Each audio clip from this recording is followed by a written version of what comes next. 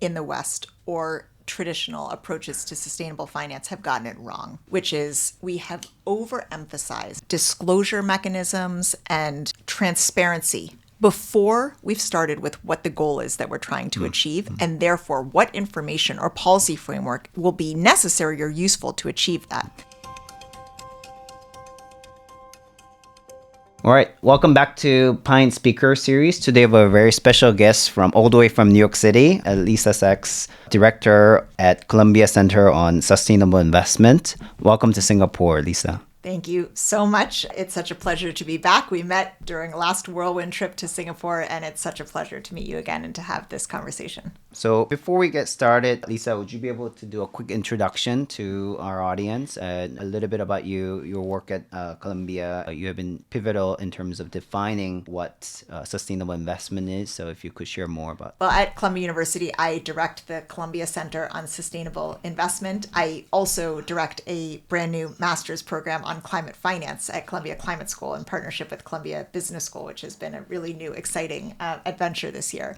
But at Columbia, the Columbia Center on Sustainable Investment, where I've worked for 17 years, we work with governments, with investors, with companies, with international institutions and international organizations, trying to align investment with sustainable development by really understanding where we want investment to go and what the challenges are and how we can find collective solutions to align investment with sustainable development. These are topics that are very close to our heart because I started a firm that our tagline is advance our society in a meaningful and scalable way. So the meaningful part is the sustainable part, make our lives healthier, more environmentally friendly, but also the scalability part comes from technology and finance because we cannot just increase the sustainability healthcare linearly, but how do we grow it exponentially? The problems are also growing at exponential pace. So this is close to heart for private and public investments. The key stakeholders that we identify are governments, for-profit, private and public companies, and global organizations. What do you think makes the investment ecosystem truly right in terms of and capable of balancing profit and people and also the planet? Yeah. I love that you identify the different stakeholders in the system because something I think we're remarkably bad at actually is thinking in terms of systems, whether it's at a country level or at a sectoral level or transition level or whatever we're trying to achieve, and to think about the respective and complementary roles of these different stakeholders. I think too often we have led with a specific stakeholder group or a new instrument or a new approach or something that or policy that the government should put in place or a target of a company, and don't realize that that's impossible actually, that achieving this balance or achieving sustainable development by integrating the profit-oriented industry but also the considerations of all other stakeholders requires that we work together. No outcome can be successfully achieved if we just look at it through one lens. Fundamentally, sustainable development, actually, let me say that the building blocks of sustainable development require public investment. That's how every developed country has and continues to develop. A problem with that is that developing countries are constrained in access to public finance, which is what has given rise to the recognition that we need to mobilize more private capital because developing countries don't have adequate public finance, which we can come back to in a bit. But I think to your point on how we create this a functional and actually thoughtful ecosystem of sustainable investment, it's thinking in terms of what outcomes we're trying to achieve as a society in terms of sectoral development, how we mobilize technologies, and then thinking exactly as you said at the respective roles of different stakeholders and how do we mobilize because we want private finance, we want innovation that comes from the private sector, what role can the public sector play in creating an enabling framework for that? What role can companies play in signaling their readiness for that type of finance? So it has to be a holistic approach. But I think I would say fundamentally it's thinking about what we're trying to achieve. What is the challenge? What are the barriers to achieving that solution? What are solutions? And then who should be at the table so that the solutions come together in a coordinated way? So for your work on sustainable investment, who do you engage most? Like if you had 100 hours, how do you break down in terms of your hours spent? Do you spend more time with advising governments or doing research for governments or companies or global organizations? Yeah, it's a great question. Yeah. I would say at the beginning of my career, it was very much disproportionate to governments because that was reflective of the view that I still hold to a large extent, which is that it's the policy framework that shapes the investment outcome. So I used to spend more time with governments and thinking about what does a good governance framework look like that creates an enabling framework for the private sector, but that also disciplines the private sector, that regulates the private sector, that leverages the private sector. So I was mostly focused on how governments could best incentivize, structure, regulate, leverage the private sector. I think our genuine curiosity and our real commitment to genuinely understanding and finding an ambitious approach to solving problems has enabled us to build good relationships across the board. And I would say the most recent evolution to answer your question is actually bringing these stakeholders together more often than we used to. It used to be, okay, we would do a project with the government, a project with the private sector. And now the more we realize not only that systems require systems thinking, but also how rare it is that different stakeholders actually come together and the role that we can play in bringing those systems together, I think that has become now it's actually the most fun work. And I would say it's becoming an increasing portion of our time is really convening these different actors to solve specific challenges. I would love to get some specific examples, Lisa, because for a lot of the Asian companies that we serve as our clients into our fund, and they're in manufacturing, they're in energy production or infrastructure, there has been a lot of regulatory top-down regulatory push towards being more environmentally friendly, being more socially responsible. So the private sector had to respond to that. Yep. And generally the awareness of these business owners and the public listed companies have gone up last probably 3 to 5 years, probably thanks to your work.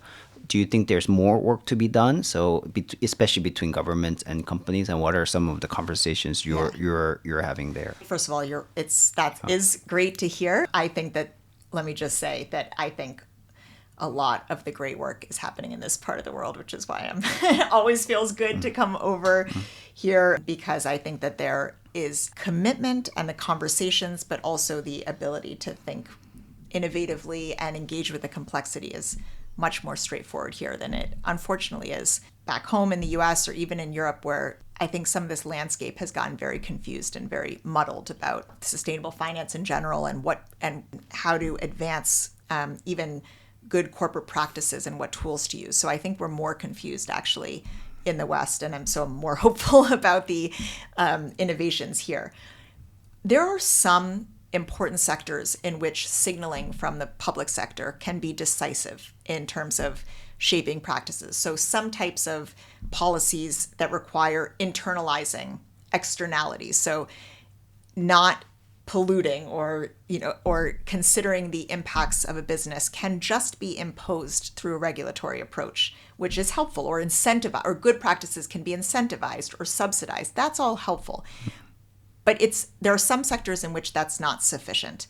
And I'll give you an example that is really motivating me right now, which is, for instance, decarbonizing industry, heavy industry, like steel or cement or aluminum. The clean alternatives to those materials right now remain comparatively much more expensive, which is not the case, for instance, in now the price of batteries and solar voltaic cells come down so much that actually in many contexts, clean energy and storage can be cost competitive with traditional energy sources, sometimes decidedly better because of its resilience and its independence and so on. But in some sectors, that's not the case. So in heavy industry, it's not. No matter how much the government said, we mandate clean steel. Actually, I shouldn't say no matter how much, but in the absence of a pretty draconian mandate, that market is not going to emerge because there remains a major price premium. And the question is, who should absorb that? So this seems to me a perfect case in which we need to bring together the different parts of the system. There are steel producing companies that are open to producing cleaner steel if there were a market for it. There are downstream consumers that are willing to produce, to consume and to commit if they can do so cost competitively.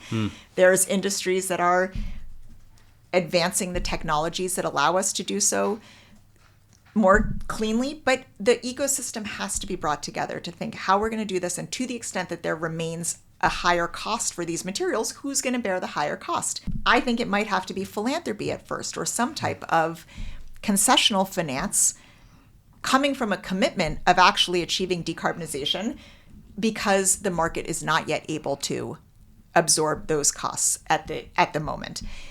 Another example, I think, where we really need to bring actors together, for instance, is in circularity, because it's complicated. It's absolutely feasible to source materials more efficiently, to design products in ways that enable their reuse, the reuse of their component parts or the reuse of the products as a whole, and to capture products at the end of their first life and to think about how they can be reused.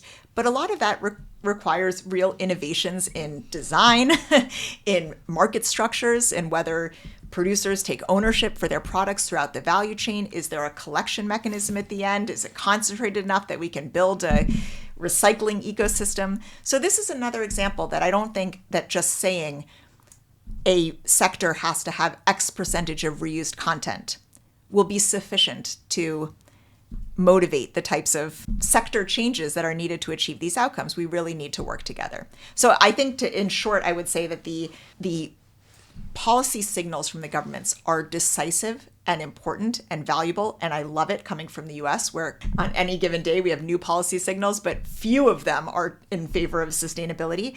But I think that the next level is really working in a systems approach to think about the transitions we're trying to achieve in systems, and thinking about how to bring together the different actors to really make those transitions happen faster. I want to build on that point, because I actually have clients who are in steel, who have clients that are in cement and ready-mix concrete, I have clients who are into aluminum, and half jokingly, half kind of concerning way, they rhetorically ask me a question: what is green steel? Yeah. What is green cement? Yep. What is green aluminum? Because there's no one definition for it. And oftentimes the private companies are scrambling to meet this concept that is almost like a moving goalpost.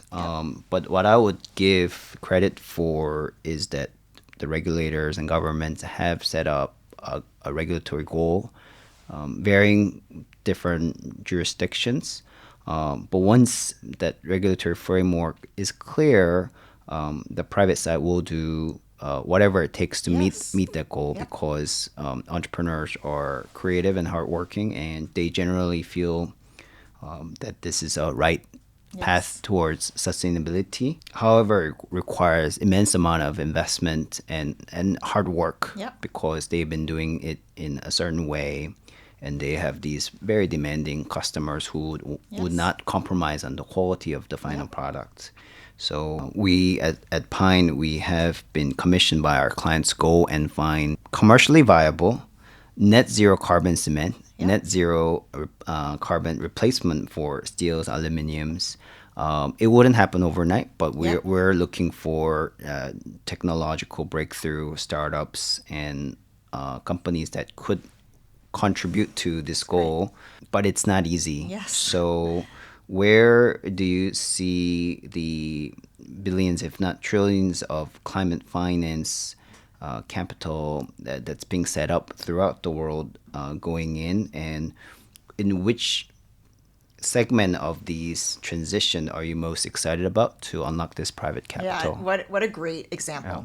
If I can just reflect on your great point on this, your half joking, half rhetorical question of what is green steel, because that's a real question. This is a good example of where I think in the West, or traditional approaches to sustainable finance, have gotten it wrong, which is we have overemphasized disclosure mechanisms and transparency before we've started with what the goal is that we're trying to achieve, and therefore what information or policy framework will be necessary or useful to achieve that. So there's such a push, as I'm sure you're, if not aware of, or if not subjected to, then at least aware of, for just massive disclosures across all sectors.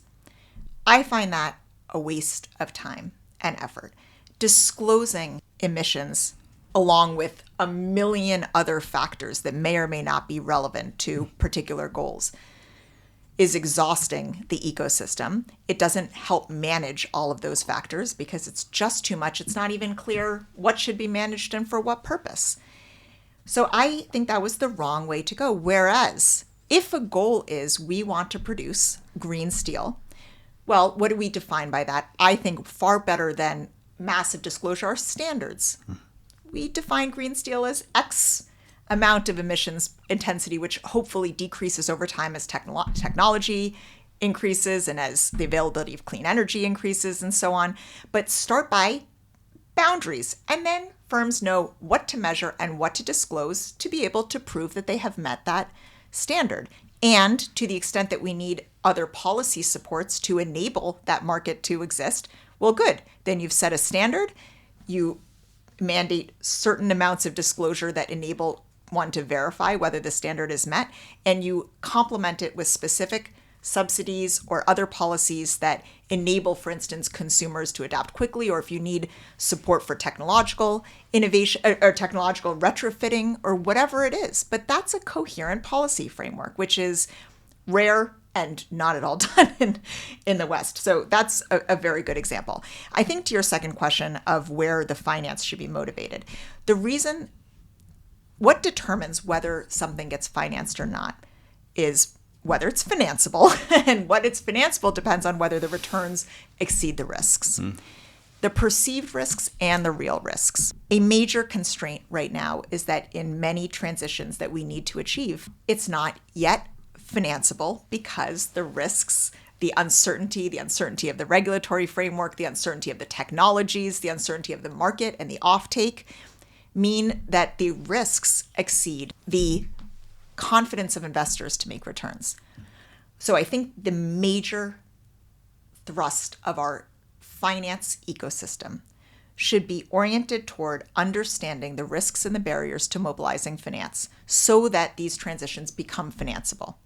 But part of that, a huge part of that, by the way, has to be enabling public borrowing affordably and extensively, and not only relying on direct private finance. I say direct because governments should also be able to borrow from the private sector, but they should be able to do so affordably and on good terms, which developed countries can do, but developing countries can't do for all sorts of structural reasons that we could talk about. But governments need their own public resources to invest in the fundamentals of their economy that will then help to attract private investment. But where I think that agile, innovative investors can really make a difference here too is that you can do your own thoughtful risk assessment, which institutional investors can't, or don't do, I should say, because, well, they can't actually, because there's some constraints in their fiduciary duties or other prudential regulations or that limit their ability to take on risks that have been labeled by the market as high risk. Whereas more agile investors can say, you know what, this is considered to be risky, but I see an opportunity here.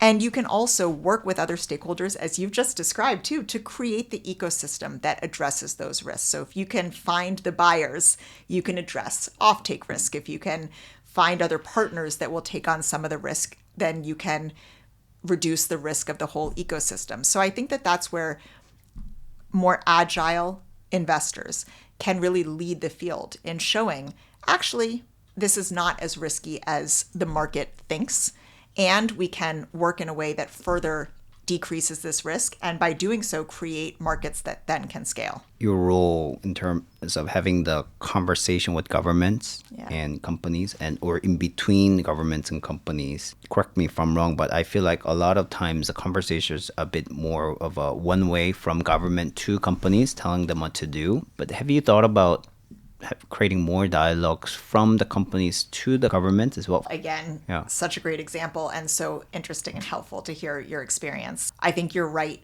that conversations are one way, although I would say that I think there are also less than constructive conversations the other way, which is the private sector not nearly as thoughtfully as you are, telling government what they want, incentives, low tariffs on energy, whatever it is, to optimize their investments and which is not as constructive as what you're describing. I think one-way conversations in any direction are not constructive. I also think that there's some historical distrust between both, and I feel that more than ever, which is this anxiety about regulation as antithetical to an innovative market approach, which I don't understand because regulation has shaped market opportunities too. The government is shaping our economy every day. It's just a question of in what ways, where do we want to shape it? So I don't see at all regulation as antithetical to market forces. But there's distrust on that side. And then there's distrust on the corporate side because, of course, there are plenty of examples of companies, especially large companies in some major extractive sectors or so on, that get a lot of incentives and benefits and take little responsibility for the impacts they have. So I think there's historical shortfalls of trust. The other thing I think there is the lack of a problem-solving approach among everyone. I think too often it's kind of, what tools do we have that we can deploy to try to optimize our interests rather than exactly what you described? We're trying to solve some problem. What's the best way to get there? And how do we manage this? One tool that I think is so fundamentally underused are scenario plans and scenarios and roadmaps and models that can help to inform exactly the question that you're asking, which is, what is the most cost-efficient approach to achieving some outcome? Especially in energy systems, for instance, it can advise whether to, in the near term, put more emphasis on electrification or on adding more clean energy to the grid or so on. But we don't lead with that at all. We kind of lead with top-down policies, and that's pushed by advocacy organizations or pushed by companies that operate in one sector or another. So what I would say in your perfect example would be what would be optimal, which we are well placed to do at CCSI, and we do, but I just wish it were more, and I would like it to be more common, is that we organize public, private, and expert academic platforms to discuss, okay, we're trying to achieve clean cement. How do we balance all of these components? And what role does the government have in accelerating research and development, for instance? Because research and development shouldn't only be it actually necessarily shouldn't be. It's great that the private sector can do that, but traditionally research and development in sectors that are beneficial to society have been supported by governments. So we should just be able to have a more coherent approach to this. I think my experience is that governments are very much open to those discussions when it feels like they are thoughtful and recognizing the constraints and the challenges the government have. Let me give you an example of where it's not helpful, I think, or where we see the opposite of this, I would say, is in the massive growth of data centers in the region. The opportunities to think thoughtfully about how the growth of data centers can support, optimize, accelerate the energy transition and the digital transition in this region are huge. The use of the AI and the tools to optimize not energy system planning and energy system operation, and and the expansion of digital infrastructure through the region, huge opportunities. And the energy demand by the data centers can actually make energy infrastructure financeable. But the data centers are not coming with those solutions to the governments. They're coming to the government saying, we'll bring investment. We want investment. We need cheap energy. Give us a tariff. And the governments aren't super well equipped to say, actually, let's sit down and think about all the ways that your projects can align with our transition plans, and how can we use this to make our transition financeable, and how can we expand the digital infrastructure. So I think that that's a good example of how things normally happen, which is why bi-directional conversations in either direction have not been as constructive as what you're describing. But if instead we could have a platform for digital infrastructure and energy systems in the region, in any region, in ASEAN, in any particular country, and say, what's the opportunity here so that we can actually leverage this new growing sector for the benefit of society, but also in a way that works for, of course, the data centers, I think we could come up with much better solutions. I want to change gears a bit and talk about emerging markets or developing economies in terms of the funding and public funding, because that's close to your heart. Yes. But before that, because this issue of sustainability environment is not constrained into one geography, it actually impacts the rest of the world as well. Who should contribute to this global fund? Who would actually decide this limited budget? It's not unlimited. It's limited, invested, spent, and on what metrics, and how much of that will go to emerging markets or developing markets versus developed markets.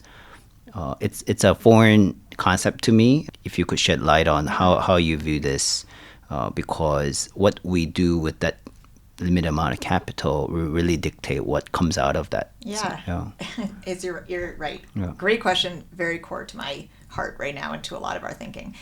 First of all, you're right that finance ultimately is limited, but not actually in a way that is practically a challenge for us. It's not that we don't have enough capital. The question is where it goes, is its allocation. Yeah. And which sectors it currently goes to and which geographies it currently goes to. And so I think understanding there are some funds that are more limited, the adaptation fund, the loss and damage fund, the biodiversity fund. There are funds that are limited, and then there are more strategic questions around allocation. But in terms of global capital and the commitments to mobilize 1.3 trillion of private capital and so on, that number was pulled out of the blue in the COP declaration. We have better senses of the financing that's needed, but that's not financing that is coming from a limited pot. Actually, it's a question of allocation of our global trillions. So what has motivated me is, what are the structural determinants that affect where finance goes? Emerging markets are determinatively limited by structural constraints imposed by the global financial architecture that make even good opportunities, very viable projects in emerging markets, non-financeable for a number of reasons. And I would say even more importantly, that limit the ability of governments to borrow on any reasonable terms the way that developed countries do. They are really held down. I will give you at least two examples, maybe three examples. One is that countries that qualify for IDA from low-income countries, the lowest income countries, of which there are many, more than 6 countries, that are poor and therefore do not have enough public investment to invest in public investments. Public investments means school so that they can build a workforce. It means access to energy for their population. It means having roads, clean air. It means the fundamentals, basic healthcare. These should be publicly financed goods that are financed by governments in most parts of the world, let alone my own developing country, the United States. But in most parts of the world, these are considered to be public goods. Rather than the global architecture saying, and the IMF in particular, let me use them, saying, you need to be able to borrow so that you can make these public investments. The IMF literally says, if you're poor, any additional spending is a liability. You'll incur debt. Any debt is bad, so you can't borrow. So they don't borrow. When they need to be able to borrow to make these public investments, then what happens? They have some crisis because of a climate crisis or some shock to the system, and then they have to borrow. So they go out to the markets to borrow, and when they have to go out to the markets to borrow, the terms are terrible because they're considered to be risky, because they're borrowing in hard currency when their revenues are in their own currency, because there are no protections for developing countries, so they borrow on the worst possible terms. Yep. What then happens? Well, then they have to repay the financing in a short time frame when the investments they need to be making are generational. So then they go into a liquidity crisis. That's not to say that they're not growing, but in 7 years they can't repay the debt. And the IMF says, see, You borrowed, you can't repay, you have too much debt, you need to stop borrowing, and the cycle persists. That is crazy.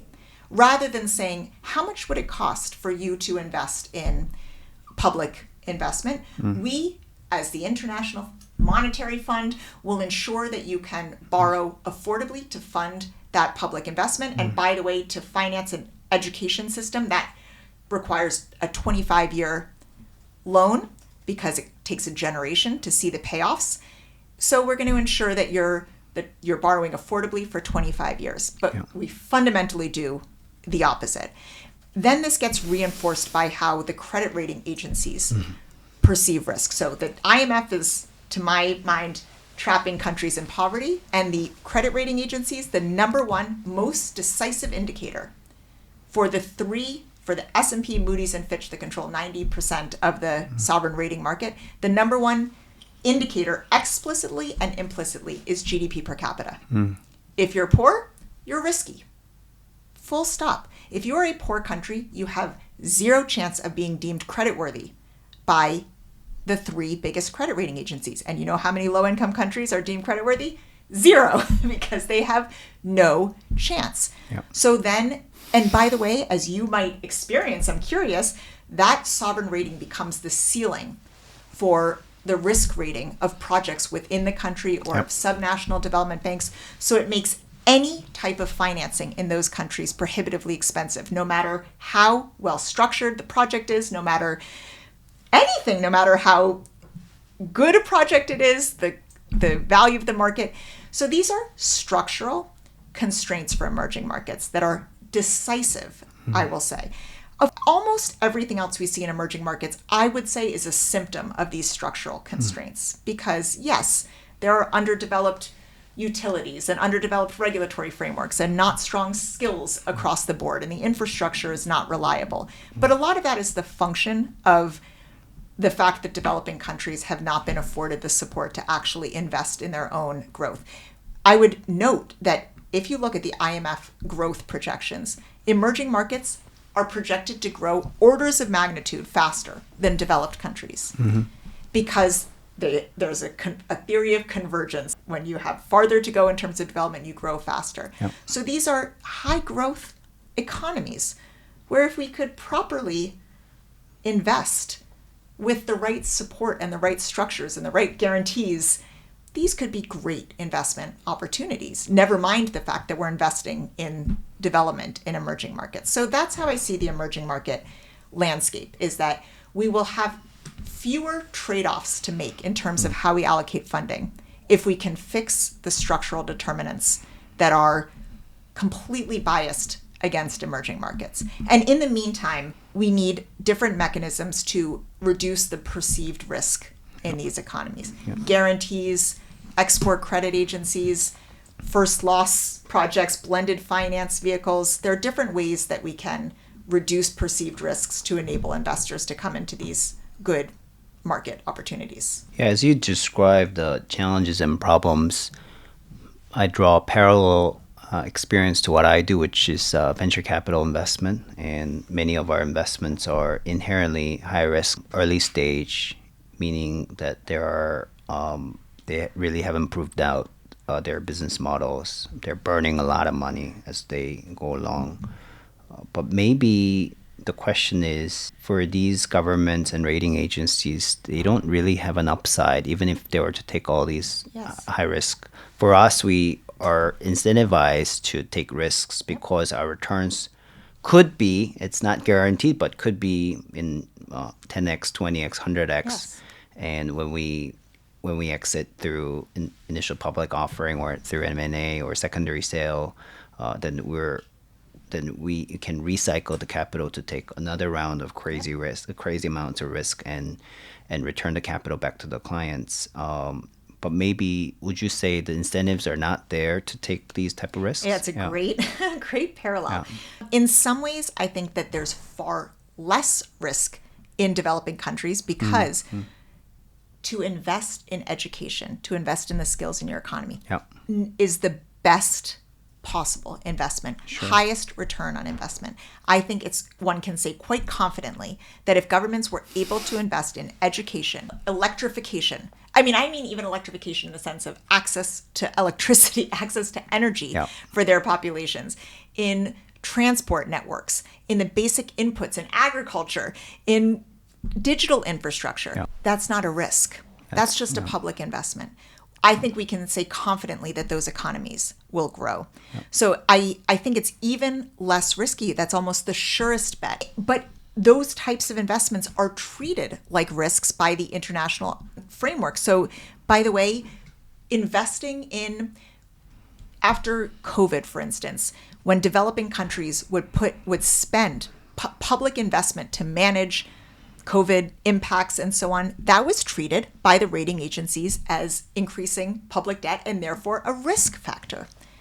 So I think that it's really just that our understanding of risk and return is perverse in a development context. And it doesn't help investors, actually, because if countries were supported, these are markets that could have high growth, they will necessarily have high growth opportunities. Talk about all the investments that are possible in the energy sector, in the digital sector, in industrial processes, and the leapfrog opportunities. There's so many opportunities for investors if we were properly diagnosing risks. First of all, which would, I think, decrease perceived risks, but also would allow us to recognize risks so that the risks could be managed and addressed by different actors, which is very different from how we approach it now. Now we say there are risks, so don't invest. It's too risky. Rather than saying, yeah, there's currency risk here. That makes it hard to invest. So how might we solve the currency risk problem to unlock these opportunities? So it's a good pair. I love the contrast with the venture capital because I think that this is the surest, the surest bet if we could enable, and one that would have, I think, catalytic impacts in creating even more market opportunities if we could reduce these perceived risks and the overall constraints. So if I may build on that, if I am government officials, private market leaders in emerging markets today in 2025, going into 2026, and they want to talk to you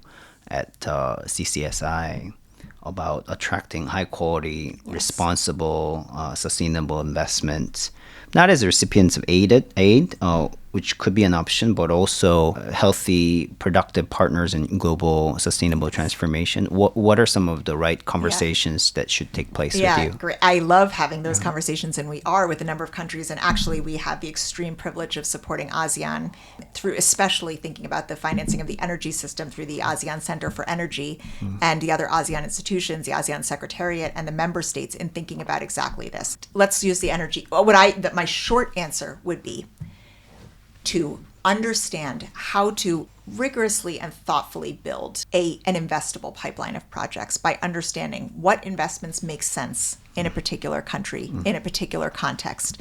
What are the institutional and regulatory components that will enable or incentivize, but at least allow for financing of particular projects? I'll give a more specific example. And then we would like to help, until the rest of the financial architecture can help, build a financing framework that guides countries into putting together the right financing mix. So to very briefly tell you about the energy sector in ASEAN, ASEAN needs and wants actually an integrated energy system, including an interconnected energy grid, which should be very financeable by the private sector because this is going to be a good investment. But right now, there's not clarity on where the infrastructure should be, literally. Where do we need generation and transmission, and where are going to be the offtake centers, and who's going to be the offtake centers, and can we cluster downstream? So there's not even clarity on what investments need to be financed. Then there's a lot of regulatory and institutional questions, especially for cross-border projects. Who's taking the risk, and when the systems are not interoperable because we have different market structures in different contexts, different utilities, we have concerns about sovereignty. Yeah. So what are the institutional and regulatory frameworks that need to be in place to make these investable? And then we'd like to support ASEAN to have a financing framework. What should be financed by the privates? First of all, how should this be financed, period? Are there special vehicles for financing? Is it direct financing is it sovereign financing? Is it direct financing in the particular projects? doesn't have to be the same everywhere, but what's the plan so that there's clarity on what should be financed? And then what should be financed by the private sector? Where do we need guarantees? Where can concessional finance be useful? So I think governments should be supported. We're happy to, but it shouldn't just be us, to come up with that plan. What are we trying to finance? What is needed in terms of a policy framework to make it financeable? And then what's a proper financing framework in terms of public and private finance, addressing the risks and doing so, ensuring that it's affordably financed. I wish that that were how we approached it across the board, but I will say that that's the work we do with governments, is to think about what are we trying to achieve? What does that mean in terms of investments? What policies can support that? And then how can we think thoughtfully about how to construct a proper and affordable financing framework for it? Yeah, I mean, thinking about all these things that you have to go through stresses me out. No, you know what? The reason it doesn't, and the reason I genuinely find it fun, so fun that I don't sleep because there's so much to do, is because these are solvable problems. Yeah. They're not even problems. They're solvable challenges. Yeah. And we're just not structured to solve them. Yeah. It's like a puzzle where you're trying to put together a puzzle and the world thinks, oh, if we can just throw these pieces, why aren't they coming down? Or, oh, there's so many pieces, forget it, we can't actually do this. So it's not stressful. What's stressful is how incoherent so many other mechanisms are when we could be all just solving these challenges collectively, because this is not rocket science. So that's the part that stresses me out. Why are we fighting over disclosure rules in Europe when that is not what's decisive to mobilizing the finance? That's what stresses me out. So I prefer, actually, I find it less stressful to think, oh, let's do this in steel, let's do this in cement, let's think about circularity, let's think about how we finance an energy system, because these are solvable problems. And the other thing is that they require interdisciplinary expertise. Yep. And that's doable, but it doesn't happen naturally. We don't get the energy experts to come and speak with those who understand financing and risk and the downstream offtake when it's very doable. And I think others enjoy being a part of problem-solving conversations too. It's just we need to make that more the norm rather than the exception. Yeah, I almost wish there was an AI where we could throw these complex problems and then it could help you organize. These are the high priority, most efficient ways that you should tackle. And then from there on, you could do the human element, which is negotiations, convincing. Yes. But because collecting the data and just organizing them in a table would require a lot of time. But on this point, I also want to ask you, because there are a lot of low-hanging fruits, as you said. For example, where I live in Singapore, to go to Kuala Lumpur, you have to take an airplane. It takes me anywhere between half an hour to 45 minutes to go to Changi Airport and do all the immigration, security, wait for generally about an hour and a half, because you want to be there before the plane takes off. And then you take on a plane where it kind of starts to go up, and as soon as it reaches, it starts to go down right away. So all in all, it takes about 4 hours, because when you get to Kuala Lumpur International Airport, it takes about another hour drive into the city. And whereas if you just had a bullet train between Singapore and KL, you could get there. Overall, we would emit less carbon emission and make it a lot more efficient. And or also, I had a bad experience coming between the most jammed border between Malaysia and Singapore, just sitting there with my car on, and just thinking, how can we resolve this? But my question here is that oftentimes these solutions are very politicized. Yes. And it's very complex, and it could get very heated very quickly. So in your experience, have you had this type of highly political, highly heated conversations, and what do you do in this type of situations? It is a great example. So while I haven't personally experienced it, let me just recount a brief story that this reminds me of so much, because one of our fellows at the center was the former mayor of Quito, Ecuador, and he has now become a champion of cities level finance, because so many of the investments need to be made at the cities level, both in mitigation and in adaptation. And his experience showed how politics can undermine what is an absolutely important and strategic investment. His experience is that he had run for president in Ecuador against Correa, and did not win, although he did well. And then the next year ran for mayor against Correa's appointee. And effectively, that was a race against Correa to be the mayor of Quito, and he won handedly. Then as mayor, he wanted to build a metro. And for cities to access financing, they need sovereign guarantees. And so you can imagine how that was a little difficult for him when he had a political opposition who didn't want him to succeed as mayor of Quito. So it was just, and then, so Mauricio, by the way, did it in 3 years, which is hard to imagine. He got incredible financing terms from 4 development finance institutions. He structured it. He's very thoughtful in describing how he achieved that and got a metro in 3 years. But it led him to realize how politics can undermine what is absolutely rational strategic investments that benefit society. Undoubtedly, this wasn't even a climate project, by the way. It was just a good mobility, livability project. So yes, no doubt politics makes things complicated. I don't like engaging in politics. My theory, which may or may not work, is that if we're pragmatic and thoughtful and come together trying to solve a problem, we should be able to solve it and not let politics get in the way. In the US, that has become practically impossible because we are not trying to solve problems. We are absolutely guided by politicians' interests. They're funding their campaigns every 2 years.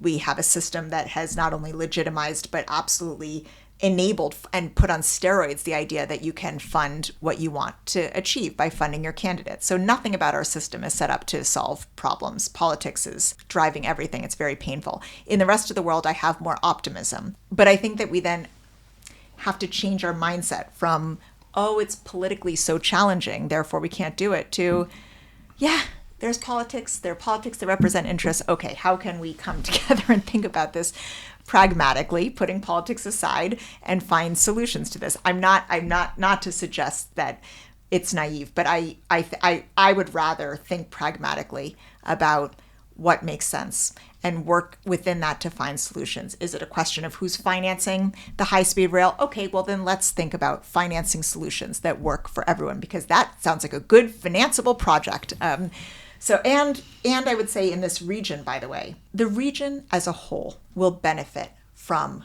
more cooperation. Singapore should see its own future as interdependent with the success of ASEAN, not at the expense of ASEAN, not looking at ASEAN as complicated, so many interests, very different from ours.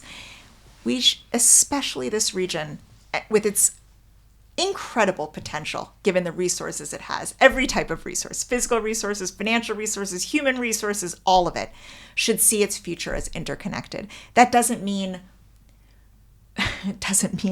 creating one union necessarily, but it means believe in cooperation and in finding solutions with one's neighbors, and that being in a successful cooperative region benefits everyone. Find your comparative strength and how your comparative strength will prevail in a successful, thriving region. I think Trump's gift to this region has been to show how unreliable the U.S. is as a partner.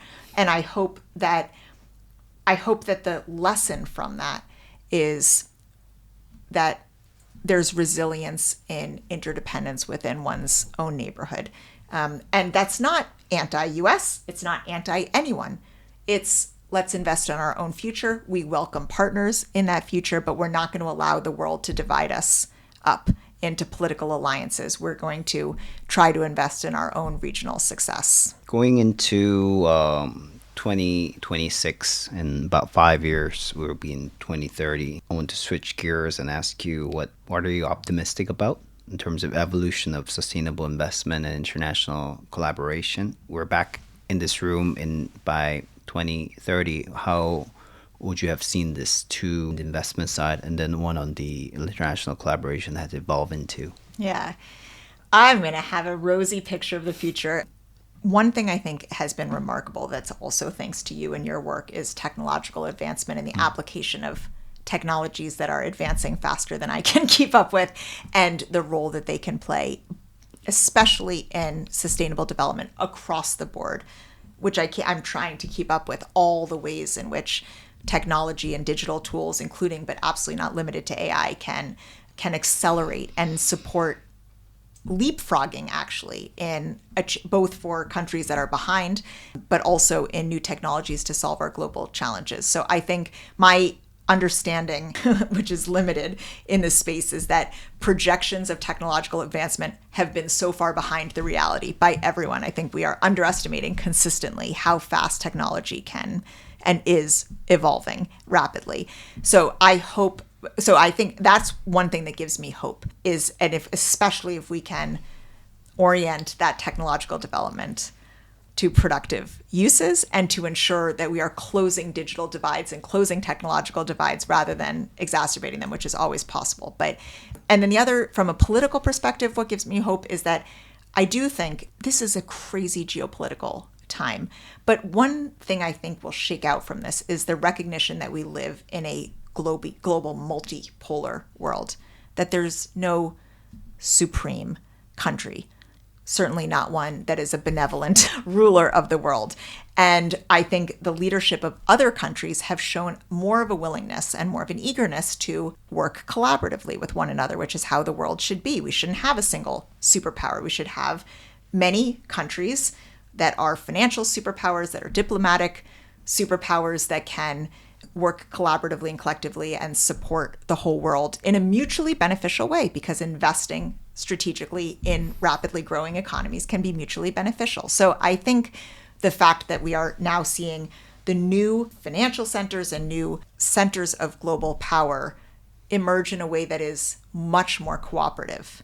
The BRICS agreement, by the way, was just an affirmation of multilateralism. That's what it was. It was as if we were going back to creating the UN. We're going to work together and we're going to respect international law. It's sad that that had to be a new development in 2024 or whatever when it was signed. But so that's what gives me hope for the future. I think in 2030, I hope that we are seeing the deployment of new technologies in ways that are really solving our problems faster than we can imagine right now, and that we are seeing much more global cooperation in all different regions. Yeah, I'm not having a blanket criticism on the U.S. By segregation. I'm talking about more like a retail, the individual level. Yeah. But I have seen a lot of investment proposals on enterprise level for recycling tires, recycling precious metals. And because the scale is so big in the U.S., that we have a lot of good businesses that are very specialized in that segment. So, by the way, it's also, what you're saying is also a good example of how, in many cases, what is good for society and good for the planet is also just more efficient, by the way, and can be, and we should recognize that and actually identify the areas in which efficiencies are good for the market, they're good for prices, and so on. Somehow we have labeled, even politically, we've labeled so many things that have any sustainable benefits as being antithetical to our markets, when that's absolutely not true, because there are many examples in which efficiencies have market benefits or reduce costs and so on. And I think that those are happening as you're describing, but it would be nice if we could, recognize that more structurally, that there are many ways in which doing things more efficiently and recovering products actually is good business, reduces costs, and actually can generate new revenue streams. My final questions would be, since you're at a Columbia University, for young professionals entering the world today, there are a lot of anxieties among young people with AI. There are less number of quality jobs and hyperinflation that's happening,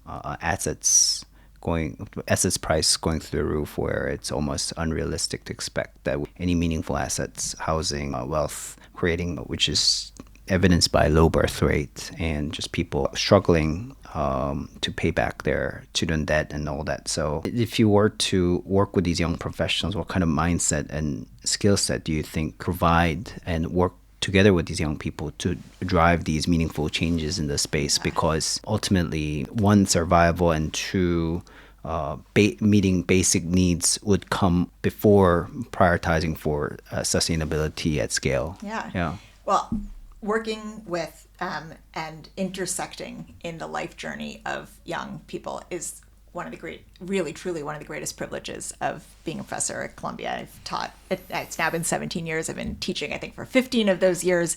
And being in the classroom is honestly the best place to be, because These are students who are open-minded, want to learn, are literally there because they're trying to find solutions. They're trying to find what role they can play in our society. What better place can there be? It's like therapy for me. I love it because it's very different from the rest of the world where there's some apathy and inertia and lack of hope. But the anxiety you're describing is real. And I'll say that I share it because it's not that these changes, especially in AI, are necessarily, well, they're not right now being driven by how can we develop AI in a way that solves societal problems. That's not at all how it's being created. And you hear the creators of it talking about human labor as a tax on business. Well, that's not great. So I share the anxieties of young people.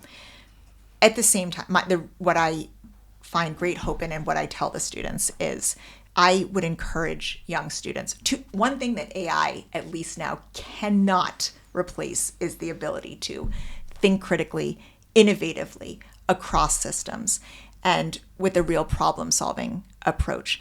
That means not seeing oneself as a cog in a machine doing rote application of what one is doing, but actually critically thinking about how do we solve different challenges and challenging the narratives that we hear and thinking about why this isn't working. AI is designed to only source what we've done from the past and not necessarily to make new connections and think about how we can do things differently going forward. So at least for the moment, I think the ingenuity of the human brain is not yet replaced. And so what I encourage my students to do all the time is to really think critically, to challenge the narratives that they're hearing, to have an analytical framework of what we're trying to achieve, and then to take in the information, but not as gospel, but as an input to thinking about, then what makes sense and how might we do things differently? And to think across systems, which our society doesn't do. So be the connector. And one way to be the connector, and I will end with this point, is to never stop learning, never stop trying to understand more about the world. Even when I see graduate school as a step along the way of learning. But for me, it's been literally every day of trying to learn more about what's working, what doesn't, where can we go, what can we try differently. And so I think to always stay open to that learning, to take every role as an opportunity to learn and think what can be different so that we stay adaptable and relevant.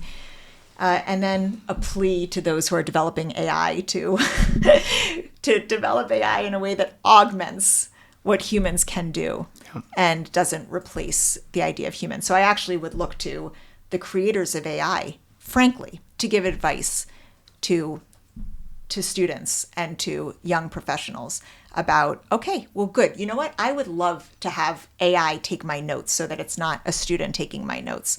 But what roles in this envisioned society are there going to be so that we can develop the skills for the future? I'm trying to think about that in my capacity, but we should be thinking about that across the board at universities. What are the skills in the future where AI can replace some of the basic rote tasks or even more? And what skills will we need for humans to mobilize, to direct, to critically analyze, to be thoughtful about applying those new technologies and those new digital skills for the service of humanity. Lisa, thank you for sharing your insights. Your work in the space is really integral towards catalyzing the change we need to make in the public, private, and philanthropic partnerships. We're really looking forward to following your great work that you're doing in advancing sustainable investments at a global scale, and we hope to speak to you again in the future. Thank you. So I'm counting to continue to learn from your experiences too, because it helps inform what we see as good solutions and continued challenges and how we can work together. So thanks so much for the great conversation.